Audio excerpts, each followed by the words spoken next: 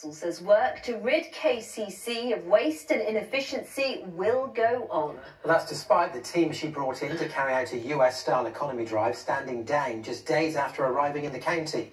The chairman of ReformUK and a tech entrepreneur had been tasked with heading up a Doge-style team last Monday. Well, Zia Youssef has now gone, but the council says the work he started will continue. Sarah Saunders is live at County Hall for us in Maidstone tonight. Sarah. Well, they do say a week's a long time in politics, don't they? And that's certainly been true here in Kent this week. It was, as you say, only Monday when the chairman of ReformUK arrived here in Kent to great fanfare. Zia Youssef brought with him a technological entrepreneur. And together we were told that they were going to spearhead the UK's very first Doge-style team. They were going to look for possibly millions of pounds worth of inefficiency savings here at KCC. Just 4 days later, and they were both gone. Well, let's just quickly remind ourselves of the mood on Monday when Zia Youssef, a very important figure nationally to ReformUK, was here in this building recording this video.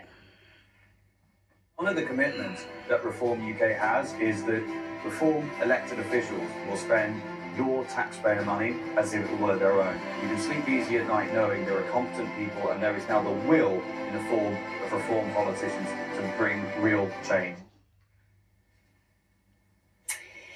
Well, at least some of those competent people are no longer on the team. Zia Youssef stood down after an internal debate in ReformUK over whether the burqa should be banned. And that tech entrepreneur he had brought with him, Nathaniel Freed, we were told he had the expertise that was needed to identify savings here. Well, he quickly stood down as well. So did he ever believe in the mission here? This is what he had to tell us.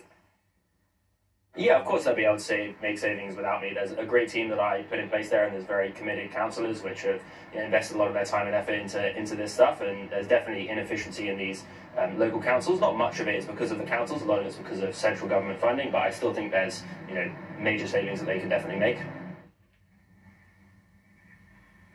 Well, where does all of this leave ReformUK's high-profile plans to make savings in terms of waste? Well, the leader here told us nothing's changed. She had already appointed people to do that job.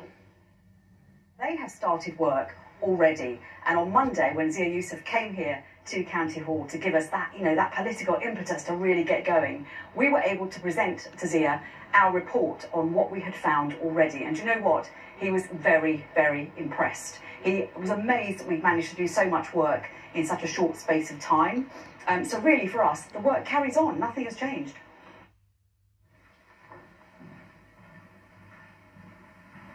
Well, I caught up with MP Polly Billington in Broadstairs today. Now, she said all of this has got the smack of farce about it, but she also questioned whether unelected people should ever have been in charge of looking for savings and deciding how money is spent here in Kent. I think it's completely reasonable that anybody incoming would want to make sure that money was being spent properly. That's exactly what an incoming administration should do. But bringing in private people who don't have the power or responsibility or the qualifications in order to be able to do this properly is actually quite irresponsible. Unsurprisingly, they've ended up with chaos and incompetence and resignations. That doesn't serve the people of Kent very well and doesn't demonstrate that Reform is serious about being a proper party of government. Well, on Monday, we were told that Zia Youssef and Nathaniel Freed brought vital expertise to this mission here in Kent. Today, we were told we never needed them anyway. Sarah at County Hall, thank you.